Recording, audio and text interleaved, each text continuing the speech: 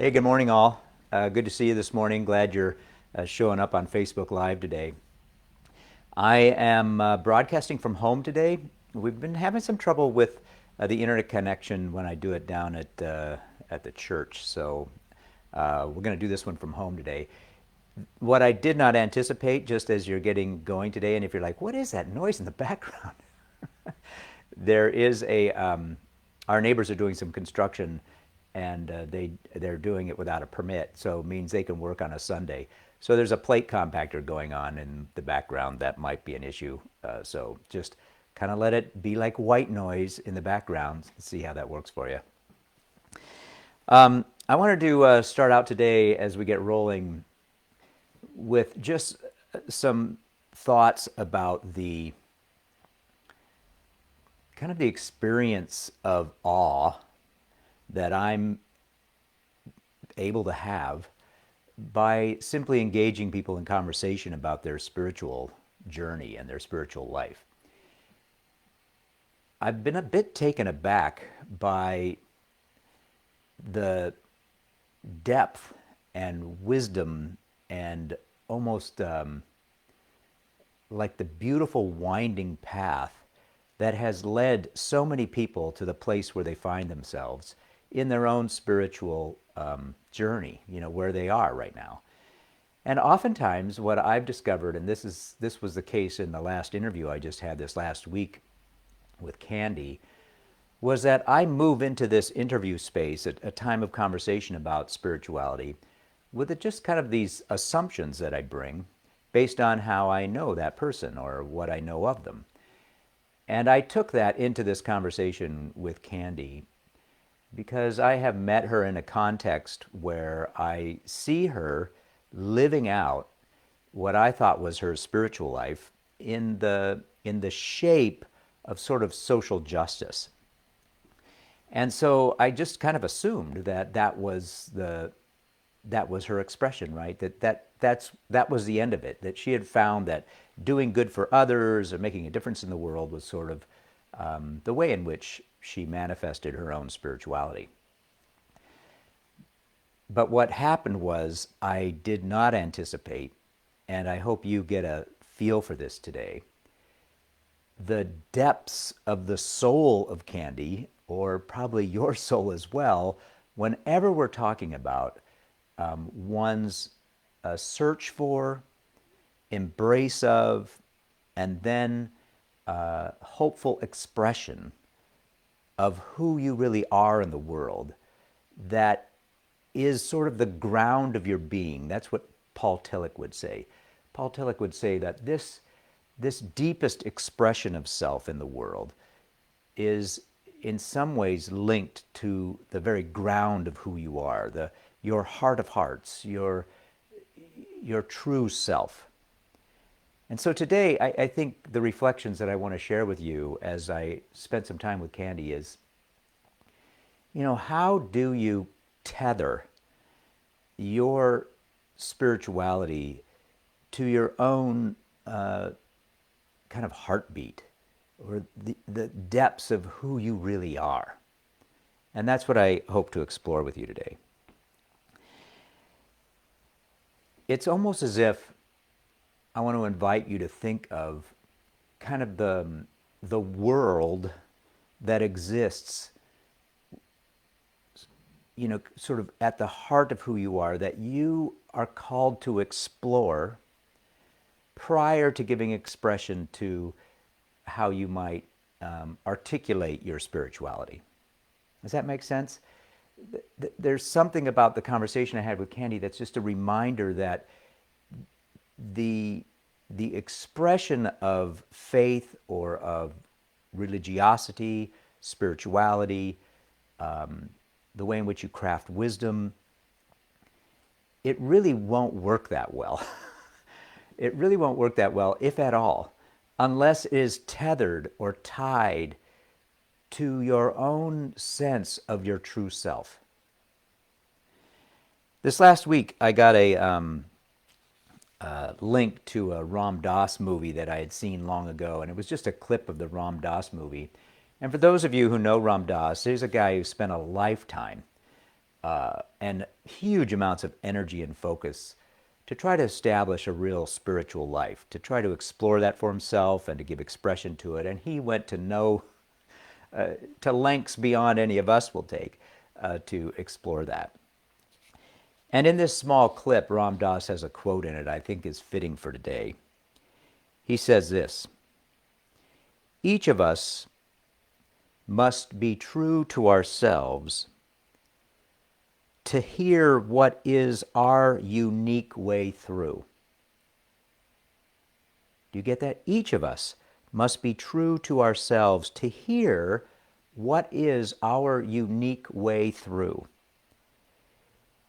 And then he goes on to say, because if you get a kind of phony holy going, whatever that might mean to you, a phony holy, whatever, if you get that kind of thing going, it ends up just kicking you in the butt, is his quote, which is just very Ram Dass. That it's just not going to work out for you, right? It's going to be an agitation. It's going to grate against you ultimately if you find some sort of spiritual construct that holds your life that is not tethered to your truest self. And that's what I want to explore with you today. To do that, I want to invite us into a moment where, like a little mini pause, because the way that Candy expressed it was that she had found that over the course of time, she has come to stand firmly in a place that resonates with her heart of hearts. Maybe she would refer to it as soul. Sometimes she's referred to it as her core. You know, it connects to her core. And I would just invite you today, as this is where we want to end up, with this idea of, before you think about and reflect upon what matters most to you, make sure that you have a connection to your own heart of hearts, right? Are you in touch with sort of the ground of your own being? And that should always be your starting place. You don't have to adapt or adopt some sort of pre-prescribed road or path that you want to apply to your life. It simply has to it has to come out of you. It has to come out of who you really are. So to do that, I just want to pause for a moment, and I want to do the same thing just to kind of feel the connection of that. And that is, let's just pause for a moment and listen to your own heartbeat. See if you can calm yourself down enough that you can feel the rhythm of your heartbeat beat this morning, or whenever you're listening to this today, and just kind of remember that that's your starting place. All right? So I just invite you to pause for a minute and just take a cleansing breath.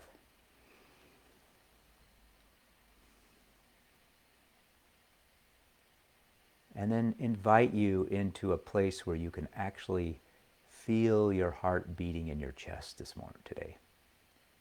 And just take a few minutes to be there.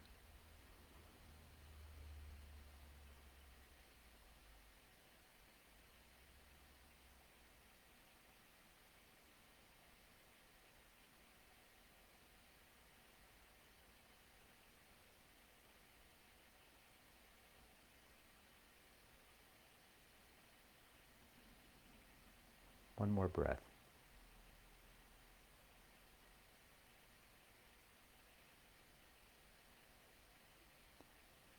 And then I invite you back into this space that we share.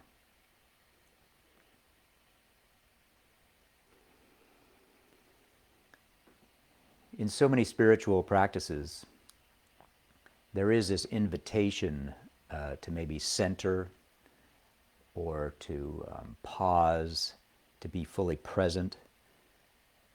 I think while that is a practice that many religious traditions invite people into, what I want you to think about on a more global scale today is, how is that, like, practice lived out in your wider expression of who you are as a spiritual person, or a person who is attempting to give full expression to that which is stirring within, right? However you frame that, make sure you're starting there. As Ram Dass says, each of us must be true to ourselves in order to hear what is our unique way through the life that we are in. How do we stay in touch with that?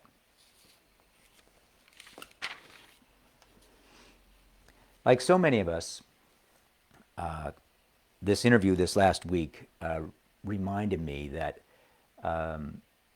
we all kind of live as we start out in life in some sort of contextual situation, right? It's a framework of what kind of family you're born in, what kind of community do you live in, what's the religious life, maybe if you've experienced that certainly, like many of us, Candy did, right? She grew up in a church that felt like home to her. Clearly, she was part of the youth group, and she was involved deeply in the whole congregational life.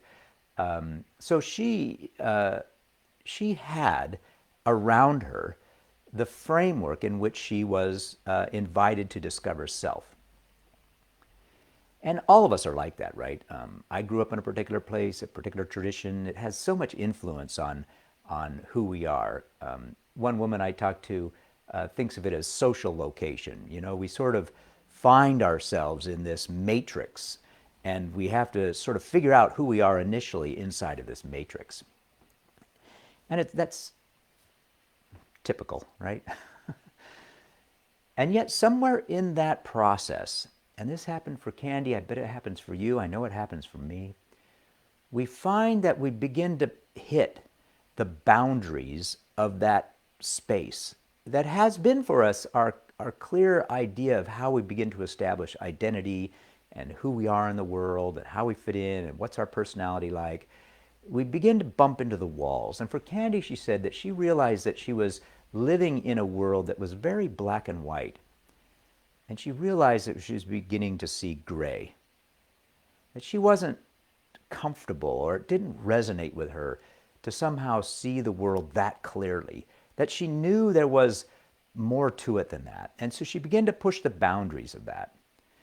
She found herself going to a religious college, a university, and even there, even though she knew all the routines, she knew what going to chapel would be like, she knew all that kind of stuff that had been a part of her life. She realized that it was time to kind of break out of that paradigm, that the world that she was longing for could no longer fit inside of that box. To the point where she admits she started skipping out on chapel and kind of being what they call a suitcase college student, where you live the routine during the week, and then on the weekends you bust out and try to find your own self. Well, Candy busted out for sure, and shifted to a secular university, and in a sense that pattern allowed her probably the capacity to then find herself in a marriage that didn't fit even, and moved out of that space, moved geographically from her place of origin all the way out to California, where all of a sudden that gray world that she had initially discovered when she was growing up, that started to soften the edges of the construct in which she found herself, gave way to all the colors that California can offer, right? The spectrum of possibility. And it was in this new setting that she readily admits that she began to discover herself, to find out who she really was. And the way she articulated it, which I think was kind of fascinating, is that it was almost like finding her way into a place where she did not have to cope and navigate all of the resistance that you face in a Titan construct to figure out who you are. It's almost like you, in order to be in touch with the heart of who you are, the ground of your own being, the core of who you are, that you've got to have some sense of freedom or liberation to be able to do that. It can't be just defined by the constructs that allowed you to form your initial sense of self. It really has to be a journey that you take. Joseph Campbell refers to it as sort of the hero's journey. You have to be able to leave and find self and then return to place that is a full expression of who you are. We all kind of take that hero's journey. Candy took it as well. But it's kind of the way in which you find that heartbeat. Who are you really? For her, she probably knew that at the core of who she was this kind of a self that had a deeply caring component to it. This capacity for empathy that grew into its full form as she matured, a longing to make a difference and to be helpful to other people and in other situations. She knew that there was that was deep inside of her.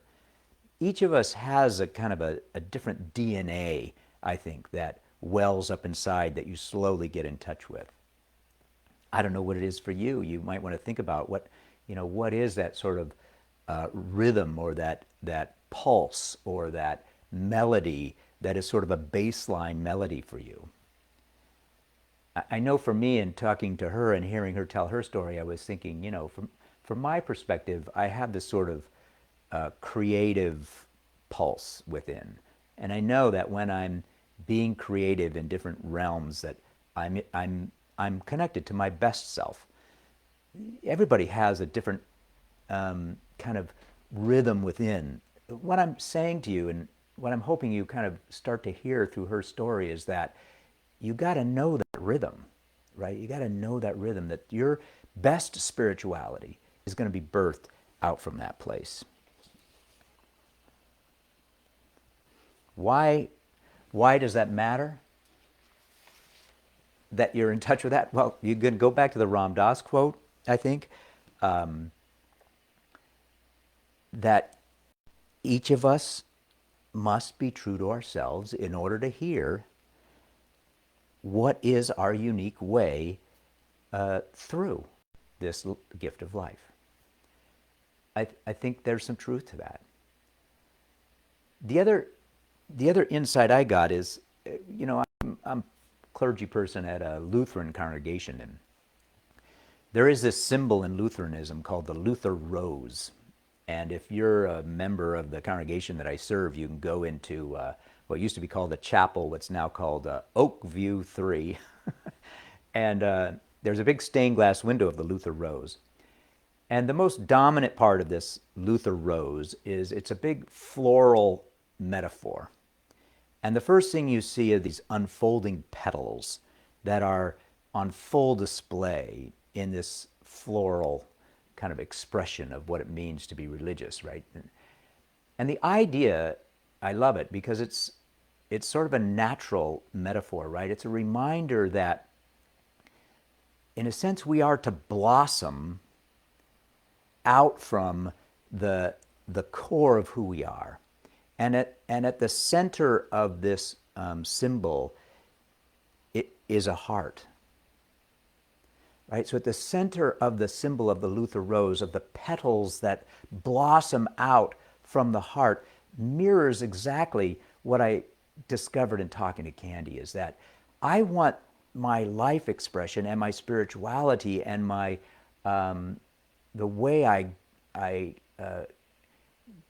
give shape to all that is within to come out from the heart of who I am.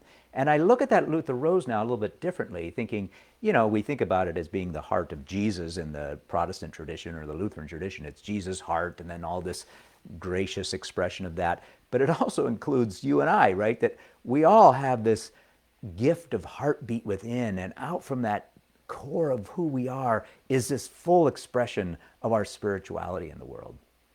And that it's going to take different expression. Every flower is going to be a little bit different as it blossoms out from the core, out of the core of who you are. There's beauty in that metaphor, I think. And it's the beauty that I think Candy helped me to kind of remember again in my conversation with her.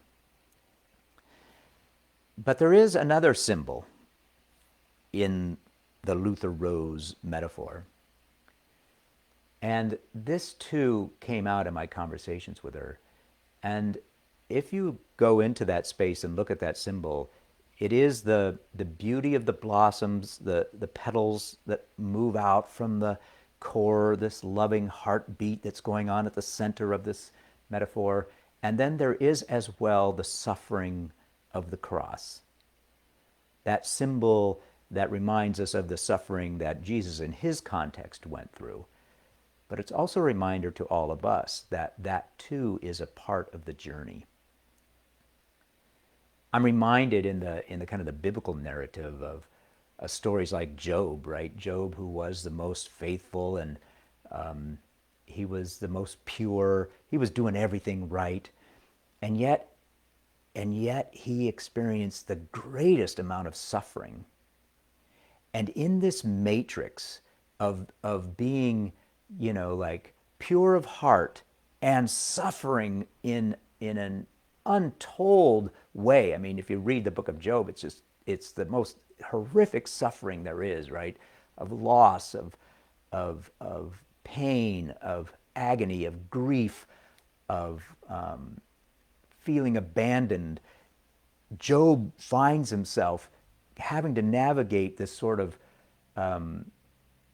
these two realms of having the purest of hearts and yet suffering so. And as he emerges out from the matrix of those two things, he gets a new insight at the end of the book of Job into who God is for him.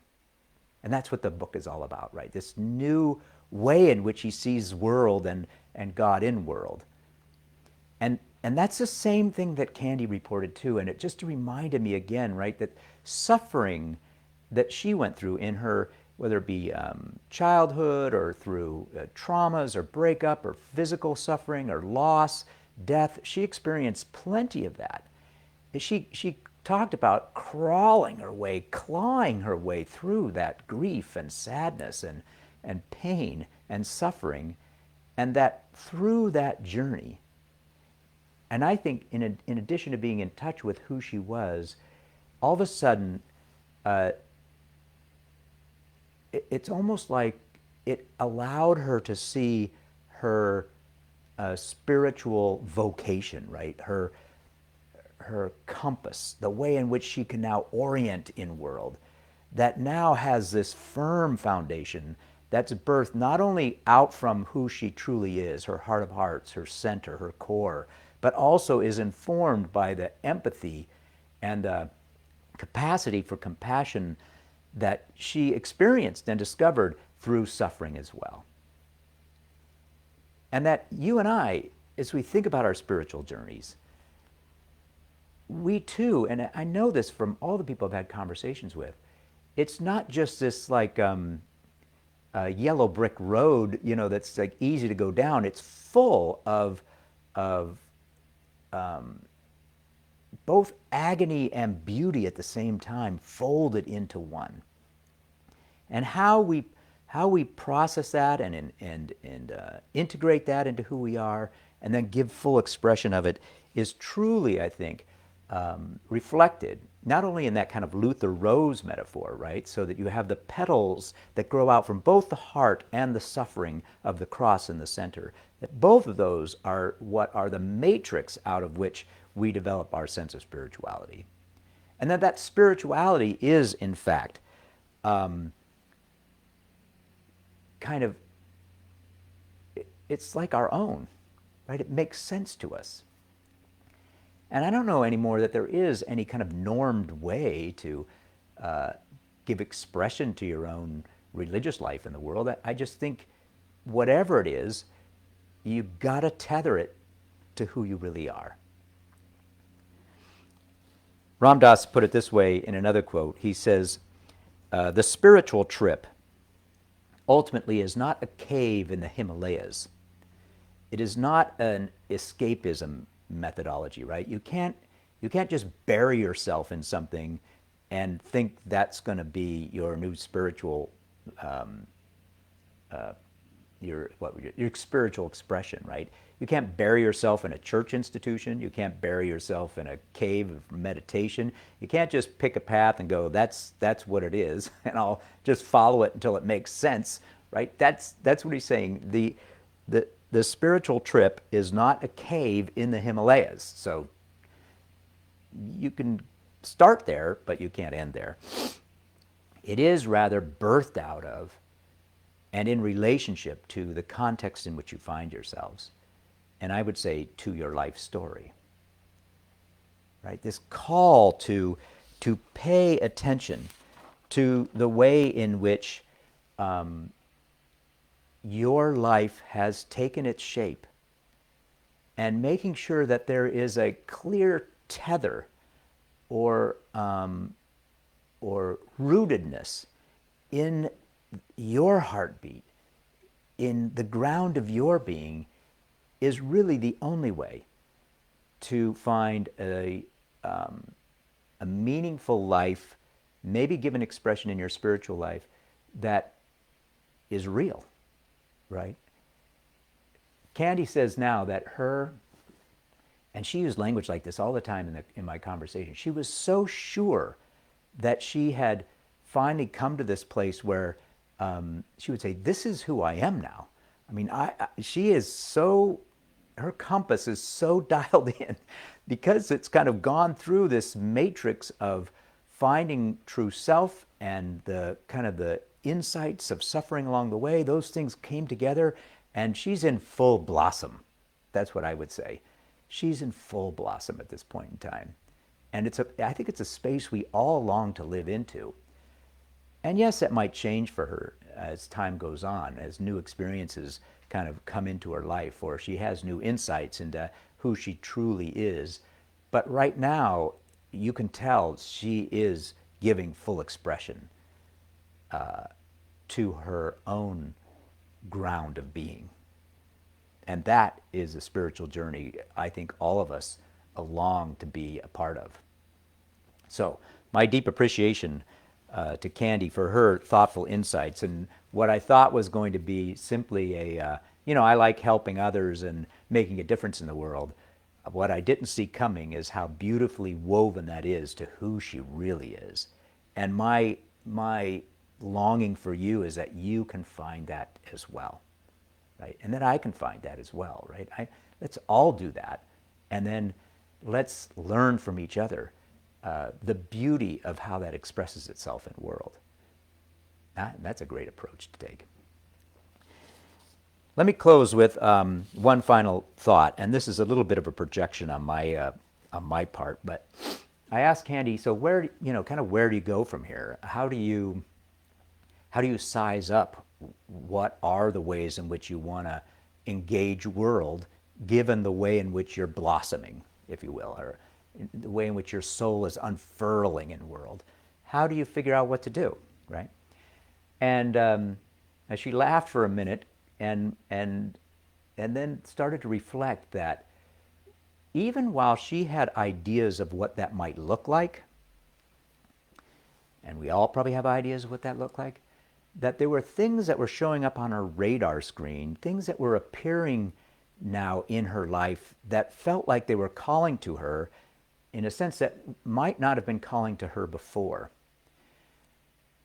And we talked about that for a little bit, and I think, from my perspective, what it is that when you are aligned up in that way, right? When you feel like my full life's expression is tethered to who I really am, right? I'm in that mode, that's my spirituality, and it's connected to this great gift of life that's been given me. That when that happens, then it's not a matter of you having to necessarily figure out what's next, but I think stuff starts showing up in your consciousness and on the radar screen that you could not see before, right? That maybe you had projected that were the important things to do, or this, that, or the other thing, or maybe what society says this is the need right now. You, in a sense, you're trying to force fit that stuff. But when you're operating out of that, stuff begins to show up that just invites you to be present for it, that resonates with who you are. And as she described some of the new frontier she was thinking about exploring, it just felt like that was there because of the work that she had done. It's almost as if, sometimes we forget that it's not us constructing the spiritual path. It's not like we get our shovels and our spades and figure it out, but it kind of like the metaphor of the flower, right? It unfolds in solidarity with the work that you're doing, right? It has its own life that it draws you into. It draws you into itself. And there's something just beautiful and gracious about that, that I think there's something to that, right? You don't have to put all this pressure on yourself to think, am I doing the right thing? Am I doing enough? You ground yourself into your truest sense of who you are. You integrate your own life story so you're truly yourself, and then allow kind of spirit expression to see what shows up for you, right? Candy has this thing now that she doesn't want to ever kind of live with the regret of not responding when those moments show up. That if it's a simple interaction in the grocery store, or it's a conversation with a friend, that she wants to live fully into those moments, wanting to be as present as possible out from the gift of this kind of vibrant spirituality that she's developed over her lifetime. That to me is another example of it, right? Allow yourself to be present in the world in a way that's resonating with your own heartbeat and your own blossoming in the world. My gratitude to Candy for the conversation, and particularly, I think today, to just remind all of us that while each of us are probably in some different stage of thinking about our own spiritual path and the religious tradition that we're a part of, as we come out of COVID and we think about having to return back to some of the religious patterns that we had, one of the gifts we've had along the way is that this kind of pause has allowed all of us to think about, well, who am I really? And how do I, as I re-engage the public realm and the religious realm in these settings that once were kind of patterns of behavior for me, are they really connected to who I am? And if they're not, how can I either modify them or be open to new possibilities of what might be inviting me into a fuller expression of my spiritual self in the world? That to me sounds like a worthy goal and journey to be on together. All right? All right, well, that's it for today. My thanks again to all those willing to be interviewed. All of them have been awe-inspiring for me, and I hope you've learned something along the way as well. Just a couple of notes before I let you go today. One is, you'll notice that today I called this, I used to call it Sunday Reflections, and today we called it Soul Forum. And Soul Forum is a podcast that we've been working on for a couple of years now. And we're working on relaunching Soul Forum sometime in November, maybe December, depending on how things go. But we want to use these conversations as the foundation for that podcast. And so you'll be able to participate in Soul Forum in the next few weeks. I'm going to tell you about that in a minute. And then also that content will be put into a podcast format and will allow the wisdom of people's stories to help be a kind of a conversation place that you can engage in as you think about your own spiritual story. So that's what we're hoping to do with Soul Forum.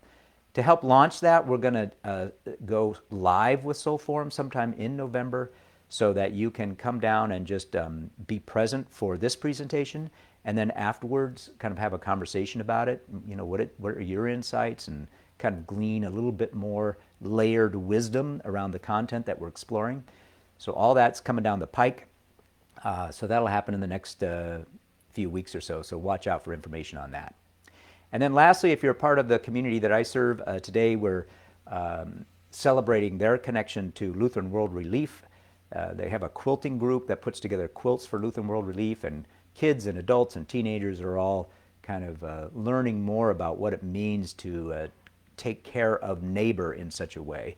So that'll all happen down at church today at 11 o'clock. And I think that's it. All right, all. So thanks for being a part of this time. And this is probably my last transmission from home as we shift to Soul Forum Live. That's going to happen down at Our Savior's Lutheran Church. That will happen there in their sanctuary. We'll broadcast from there, and that's where we'll have the conversation afterwards. So we'll start that next week with a great interview with Sam, who came up with the phrase, as she thought about her spirituality, she wants to be a spark seeker in a wet and muddy world. What does that all mean? That'll be the conversation we have next week. All right? With that, we'll see you all and look forward to our ongoing journey together. Be well.